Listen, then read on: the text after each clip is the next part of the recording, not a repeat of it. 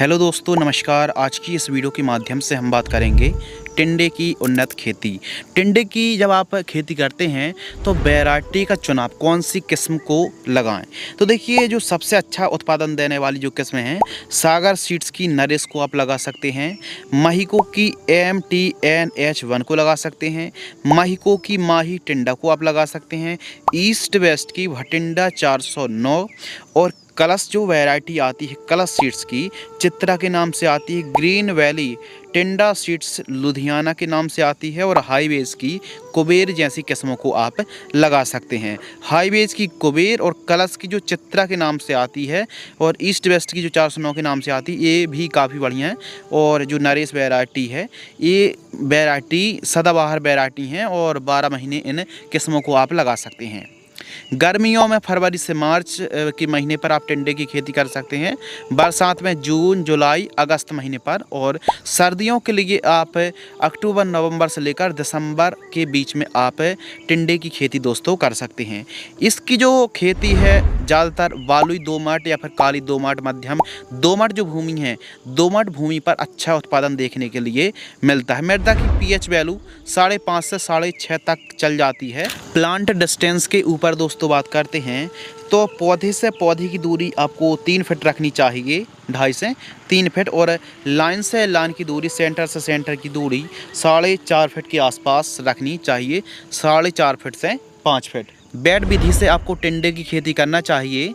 Wait की चौड़ाई 2.5 feet, wait से वेट की दूरी 4.5 से 5 फीट, बेड की ऊंचाई 1 फीट रखनी चाहिए।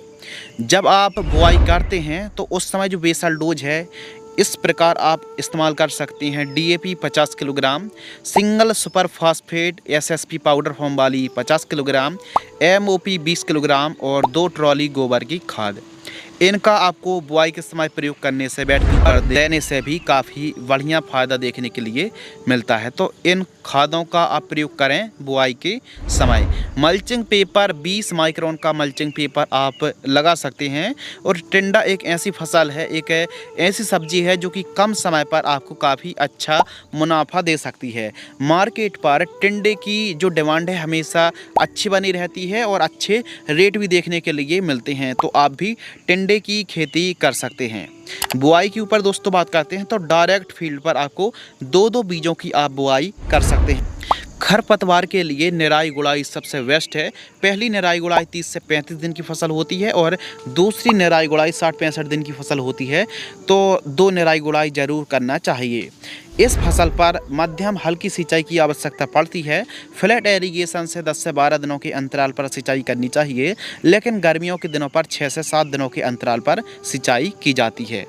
स्प्रेइंग शेड्यूल तो इस फसल पर ज़्यादा रोग बीमारी का प्रकोप देखने के लिए नहीं मिलता है, लेकिन ऑफ सीजन पर कर रहे हैं। कभी कभी इन रोग डिजीज़ बीमारी का प्रकोप भी हो सकता है, जैसे एफिड जैसे थ्रिप्स, सफ़ेद मक्खी, फल मक्खी, लाल कद्दू बीटल, सेमिलूपर, सरीली, तंबाकू, लीफ माइनर और कुछ इंसेक्ट फंगस भी आते हैं, जैसे ब्लाइट आती है, झुलसा, पाउडर मिल्ड्यूड, डाउनी मिल्ड्यूड। कुछ फंगस भी आते हैं जैसे ब्लाइट है, झुलसा, powdery mildew, downy mildew, rust की समस्या आती है, माइट्स है। तो यह जो समस्याएं हैं दोस्तों आ सकती हैं। तो देखिए, समस्याएं तो कई हैं, इनका उपाय निवारण हम समझते हैं। यदि बीमारी का प्रकोप है तो ही आप स्प्रे करें, बाकी सीजन पर ज़्यादा रोग बीमारी का प्रकोप देखने के लिए नहीं मिलता है।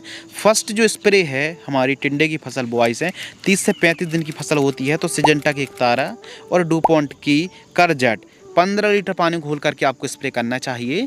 सेकंड स्प्रेइंग में 50 से 55 दिन की फसल होती है, बायर कंपनी के मोमेंटो एनर्जी और रोको फंगीसाइड का स्प्रे करना चाहिए। थर्ड स्प्रे 70 से 75 दिन की फसल होती है, तो बायर कंपनी की सोले फेंटेक प्लस टॉनिक 10 ml और सिंजेंटा कंपनी की कुमान एल 40 ml 15 लीटर पानी घोल करके स्प्रे करना चाहिए। तो इस प्रकार स्प्रेइंग शेड्यूल चलाना चाहिए। ज़्यादा स्प्रेइंग ना करना पड़े तो इसके लिए फ्रूट फ्लाई ट्रैप लगाइए, पीला नीला स्टिकी ट्रैप लगाइए। इसके अलावा खेत के चारों साइड गेंदे की एक लाइन ज़रूर लगाइए। इसके अलावा दोस्तों स्टार्टिंग पर आप नीम ऑयल, फिश ऑयल का भी ऑर्गेनिक के लिए दोस्तों आप ट्राइकोडर्मा का इस्तेमाल कर सकते हैं, जीवामृत का इस्तेमाल कर सकते हैं। और भी जो ऑर्गेनिक कॉम्पोजिशन जैसे एनपीके का बैक्टीरिया है, नाइट्रोजन का बैक्टीरिया, फास्फोरस का बैक्टीरिया है और पोटास का बैक्टीरिया, इनका प्रयोग आपको ज़रूर करना चाहिए। गोबर की खाद प्रयोग करने से रासायनिक खादों का प्रयोग कम करना पड़ता है और एक अच्छी पैदावार निकालने के लिए सरसों की खली का प्रयोग आप ज़रूर करें। खाद का शेड्यूल, न्यूट्रिशन, यदि रासायनिक खादों की बात करें तो यदि आप साधारण तरीके तो जो पहली खाद है 25 से 30 दिन के आसपास की फसल होती है तो यूरिया और उर्वरक खाद 35 kilogram, micro nutrient 5 kilogram, Sagarika दानेदार 10 किलो और सल्फर 90% वाली।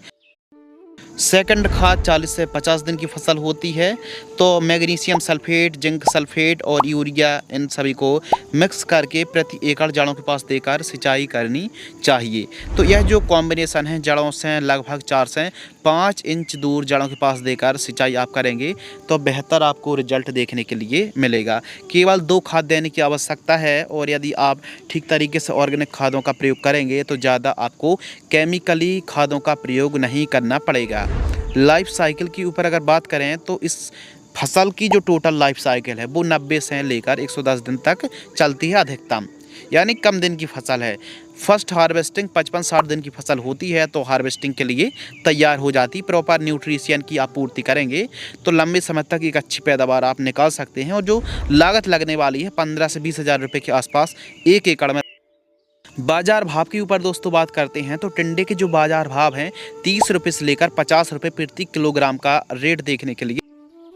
उत्पादन 1 एकड़ में 80 कुंटल से लेकर 120 कुंटल पैदावार 1 एकड़ से आप निकाल सकते हैं। मुनाफा के ऊपर दोस्तों बात करते हैं तो सभी लागत को काटकर आप 1 एकड़ से 1.5 से 2 लाख रुपए मात्र 3 से 3.5 महीने पर आसानी से कमाई कर सकते हैं। तो कम सिंचाई, कम स्प्रेइंग, कम देखभाल और कम समय पर एक अच्छी कमाई आप यदि दोस्तों आप अंगेती टिंडे की खेती करते हैं, अंगेती टिंडे की बुआई करते हैं तो बाज़ार भाव आपको अच्छा मिलेगा और आप काफ़ी अच्छी आमदनी भी कर सकते हैं। खासकर टिंडे को गर्मियों के दिनों पर ज़्यादा उगाया जाता है।